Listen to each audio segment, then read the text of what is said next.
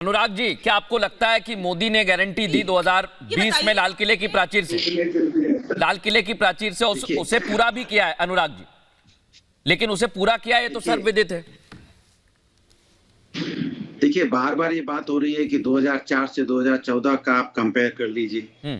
भैया 2004 से 2014 तक जनता को लगा था कहीं ना कुछ कमी है, तभी जनता ने भारतीय जनता पार्टी को चुना था। लेकिन आप भी उसी राह पे चल पड़े जिस राह पे 2004 से 14 तक था। आपकी सरकार आने के बाद क्या हुआ? महंगाई, बेरोजगारी बेइंतहा हो गई। हाँ, विकास हुआ, नफरत का बेइंतहा विकास हुआ है। जो आपस में जो हमके ताना बुना जो हम लोग का टूटा है, इसके बारे में आप बोल दीजिए। लोकतंत्र किस तरह से यहाँ पे छिन्न छिन्न हुआ है, किस तरह से लोकतंत्र के साथ आघात हुआ है, वो सबने देखा है पार्लियामेंट के अंदर में।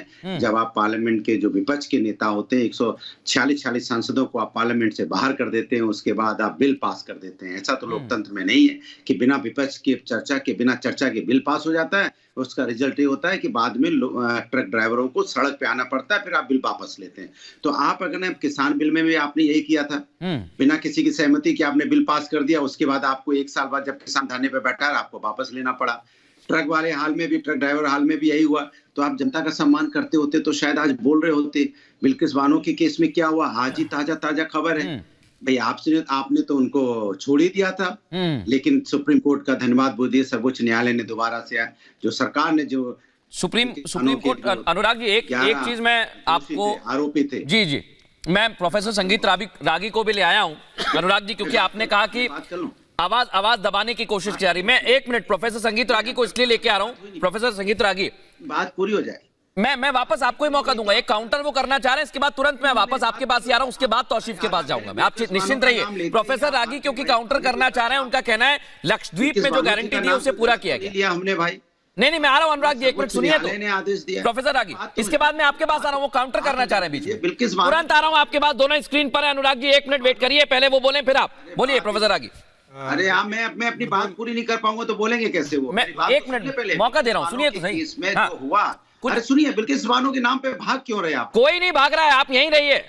आप यहीं रहिए अनुराग जी, मैं कहीं नहीं भाग रहा हूं। आप रुकिए जरा। लेकिन वो आपकी बात पर काउंटर करना चाह रहे हैं। एक बात होगी, छोटे सवाल, छोटे जवाब, बहुत अच्छा लगता है। प्रोफेसर रागी को ऑन कर दीजिए। भदौरिया जी इंतजार करेंगे, उनके पास तुरंत जाऊंगा मैं।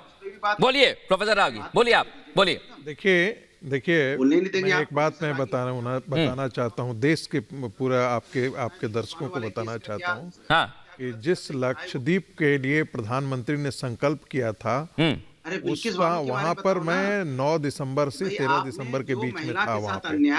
और मैं आपको बता सकता हूँ कि वहां का जो इंटरनेट है, इंटरनेट को प्रधानमंत्री जी ने कहा था कि हम इसे जोड़ेंगे। आप समुद्र में उतना फास्ट इंटरनेट, जितना आप दिल्ली में इंटरनेट फास्ट है, उतना ही इंटरनेट वहां से मैंने कई टेलीविजन प्रोग्राम किए और मुझे कोई समस्या नहीं आई, कोई दिक्कत नहीं आई। अब रह जाती है प्रोफेसर रागी, आप वहीं पहुंचे हुए थे, आपने वहां से प्रोग्राम भी किए हैं। बिल्कुल, ये बड़ी बात है। बिल्कुल वहीं से प्रोग्राम किए हैं। और मतलब मुझे लगता है कि वहां जाने के बाद, वहां जाने के बाद, अंडमान जाने के बाद लोगों को ये महसूस होता है आपको कहीं और दूर जाने की आवश्यकता नहीं है। आपके पास दुनिया की से खूबसूरत बीचेज हैं और जो सांसद और वहां पर, अरे अनुराग आप वो बोल रहे हैं, सब पर बोल रहे हैं। आप बोलिए, मैं सुन रहा हूँ प्रोफेसर रागी। इसके बाद मैं आपसे पूछूंगा, लोकतंत्र की बात भी पूछूंगा, बताएंगे वो आपको। 6ठी क्लास के बच्चे की तरह क्यों जीत पर अड़ जाते हो? कोई दूसरा लोग बोल रहा है तो एक बार सुन लो भाई, दोनों को ले आइए, दोनों बात सुन लेते हैं। आप, अरे भाई आ गए हैं, दोनों को ले आइए। हल्का की बात कर रहा हूँ। अरे भाई 1 मिनट रुकिए अजय जी। हाँ बोलिए अनुराग जी। 6ठे क्लास के बच्चे बिल्किस बानो के बारे में पूछिए। अरे मैं वही तो कह रहा हूँ, मैं बोल रहा हूँ, न्यायालय ने जो आदेश बोल रहा हूँ। अभी यूएनओ ने न्याय मिलेगा। नीचे भी तो सरकारों को न्याय करना चाहिए था ना। सरकार ने नहीं न्याय किया, तब सर्वोच्च न्यायालय को आदेश देना पड़ा।